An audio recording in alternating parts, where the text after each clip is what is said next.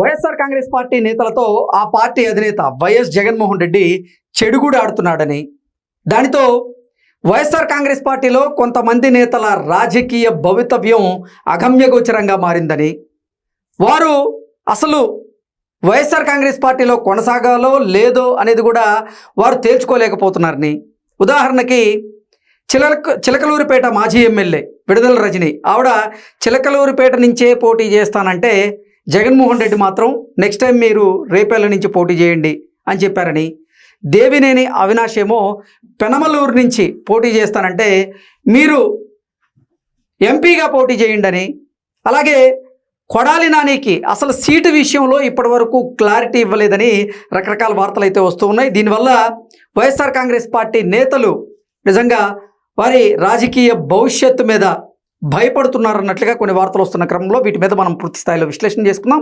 ప్రస్తుతం మనతో పట్టినారు ప్రముఖ రాజకీయ విశ్లేషకులు లింగమనేని శివరాం ప్రసాద్ గారు. సార్తో మాట్లాడదాం. సార్ నమస్తే అండి. సార్ ఈ అంశం మీద మీ విశ్లేషణ ఏంటి సార్? ఇప్పుడు జగన్మోహన్ రెడ్డి గారు సీట్లు అంటే ఒకటి ప్రాంతీయ పార్టీలు, ఆయన ప్రాంతీయ పార్టీ నాయకుడు అధ్యక్షుడు, ఆయన ఇష్ట ప్రకారం నడవాల్సిందే. రెండోది ఏంటంటే ఎక్కడ సీట్లు ఇస్తారు ఏంటి అనేది అప్పుడే డిసైడ్ అవుతుందా అవుదా అనేది అనుమానమే. అంటే వాళ్ళకు ముందు గ్రౌండ్ ప్రిపేర్ చేసుకోవడానికి అవకాశం ఇవ్వాలి. అవును. తర్వాత ఈ మధ్యలో వచ్చిన ఇన్ఫర్మేషన్ ఒకటి అమిత్ షా గారు అన్నారని, ఏమని, ఇప్పుడు డీలిమిటేషన్ అయిపోతుంది, డీలిమిటేషన్ అయిపోతే సీట్లు పెరుగుతాయి, దాంతోపాటు మహిళా రిజర్వేషన్ కూడా అమలు చేస్తాం 33%, ఎంపీ సీట్లు కూడా పెరిగే అవకాశం ఉంది. అంటే ఇప్పుడు దాని ప్రకారం చేయాలా దీని ప్రకారం చేయాలా అని ఒక కన్ఫ్యూజన్ కూడా అన్ని పార్టీల్లో ఉంది. ఓకే.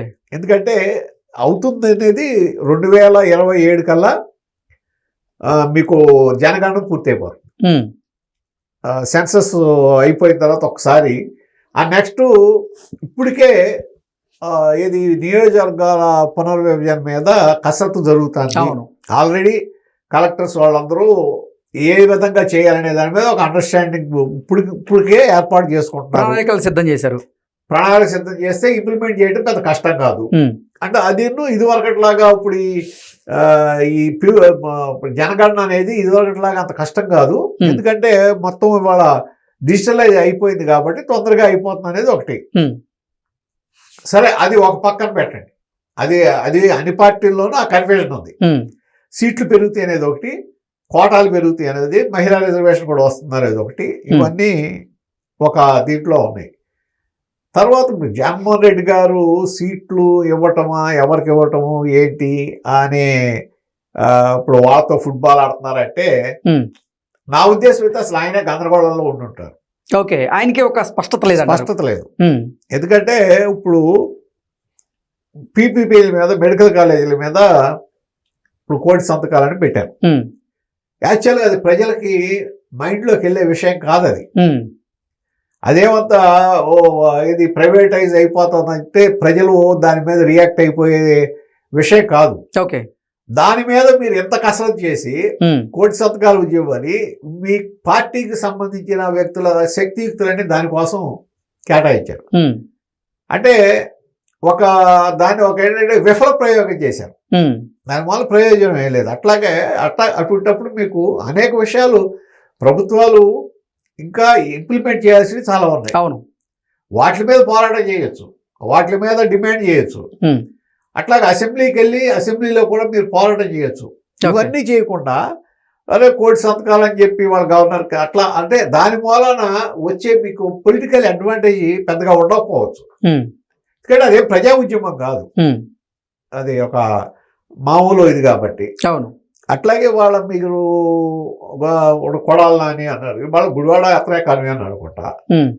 అలాగే విజయవాడ ఈస్ట్ కూడా దేవినేని అవినాషే కన్వీనర్. అంటే ఆ దేవినేని అవినాష్ ఏమో పెనమలూరు అసెంబ్లీ నియోజకవర్గం నుంచి పోటీ చేస్తానని ఆయన కోరుకుంటూ ఉంటే, జగన్మోహన్ రెడ్డి మాత్రం లేదు మీరు ఎంపీగా పోటీ చేయాల్సిందే అంటూ ఆదేశాలు ఇచ్చినట్లుగా.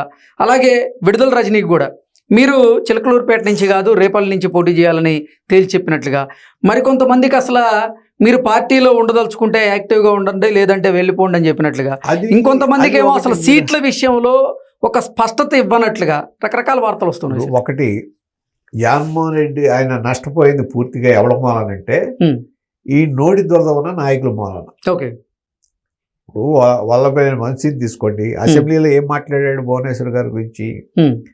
అట్లాగే ఇప్పుడు కొడాల నాని, విడదల రజని, తర్వాత ఆయన గోరంట్ల మాధవ్ మాజీ ఎంపీ, తర్వాత అంబటి రాంబాబు, ఇట్లా కొంతమంది మీరు లిస్ట్ తీసుకుంటే ఆ పార్టీకి వీళ్ళ మూలన జరిగిన నష్టం అపారమైన నష్టం జరిగింది. ఓకే, వీళ్ళు ఏంటంటే మా నాయకుడిని ఏదో సాటిస్ఫై చేస్తున్నాం అని చెప్పి అడ్డదిడ్డంగా ఒక సంస్కారహీనంగా మాట్లాడిన మాటలు ప్రజలు నెగిటివ్గా తీసుకున్నారు, మహిళలు అసహించుకున్నారు. దాని ప్రభావం కూడా మన ఎలక్షన్లో ఉంది.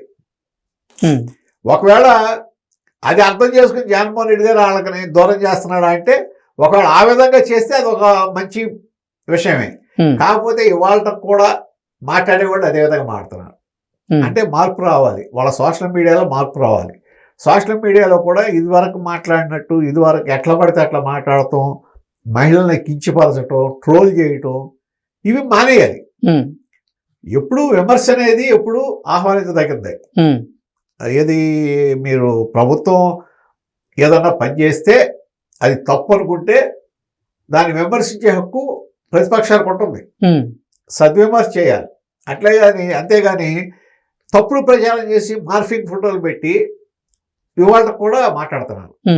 పెట్టిన తర్వాత నెక్స్ట్ డే కల్లా అది తప్పు అని చెప్పి నిరూపణ అయిపోతుంటే వాళ్ళ క్రెడిబిలిటీ పోతుంది కదా. అవును, ఇప్పుడు మొన్న పరకామణి చోరీ సాక్షాత్తు హైకోర్టు నిన్న ఏమిచ్చింది, అది మామూలు చోరీ కింద చూడకూడదు, అది చాలా సీరియస్ గా తీసుకోవాలి దాన్ని అంది. అవును, అదే విషయం జగన్మోహన్ రెడ్డి గారు ఏమన్నారు, ఏదో చిన్న దొంగతనం అన్నాడు. చాలా చిన్న దొంగతనం. ఆ చిన్న దొంగతనానికే మేము 14 కోట్ల రూపాయలు ఆయన ఆస్తులు బదిలీ చేయించాము. చిన్న దొంగతనము పెద్ద దొంగతనము ఆయన అక్కడ అప్పుడే చేశాడు, ఎన్ని సంవత్సరాల నుంచి చేస్తున్నాడు, అది తేల్చడానికి మీరెవరు గవర్నమెంట్ దాన్ని దర్యాప్తు సంఘాలకు అప్పచెప్పి, అవును, ఏసీబీకో సిబిఐకో లేకపోతే ఇంకోళ్ళకో పోలీసుకు అప్పచెప్పి అసలు ఎప్పుడు నుంచి జరుగుతుంది, ఎంత ఈయన ఆస్తులు ఎంత ఉన్నాయి, ఈయన ఆదాయం ఎంత, ఈ అక్రమ ఆస్తులు ఎన్ని ఉన్నాయి, ఇవన్నీ మదింపు చేసిన తర్వాత కదా మీరు తీసుకోవాల్సింది. అవును, ఒకవేళ 40 కోట్లు కొట్టేసో లేకపోతే 100 కోట్లు కొట్టేసో మీకు 14 కోట్లు ఇచ్చాడేమో, దాని మీద నిర్ణయం తీసుకునే హక్కు మీకు ఎక్కడిది? మీరు నిర్ణయం తీసుకోకూడదు కదా. దాన్ని తీసుకెళ్ళిపోయి లోకాయుక్తలో మళ్ళీ ముద్ర వేసుకుంటారు.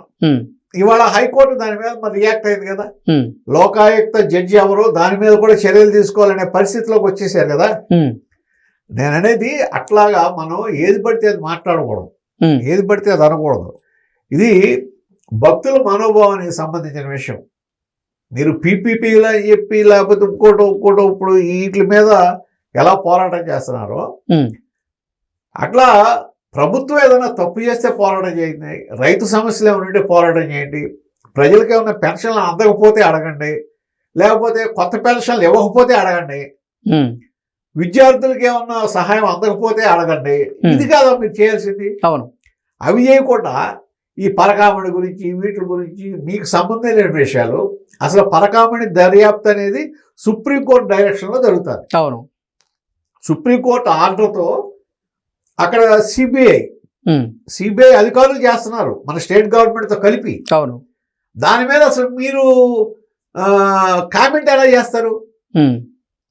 ఒక మాజీ ముఖ్యమంత్రిగా, ఒక ప్రతిపక్ష నాయకుడిగా కామెంట్ ఎలా చేస్తారు? అంటే ఇక్కడ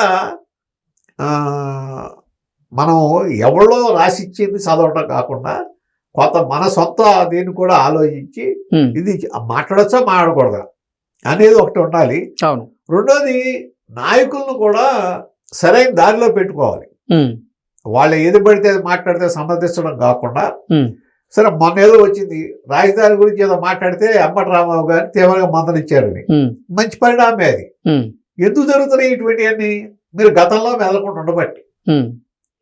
అంటే జగన్మోహన్ రెడ్డి 2024 ఎన్నికల సమయంలో ఆయన వైఖరి వల్ల, ఆయన ఆలోచనల వల్ల, ఆయన తీసుకున్నటువంటి కొన్ని నిర్ణయాల వల్ల పార్టీ ఘోర పరాజయాన్ని చవిచూసిందంటారు.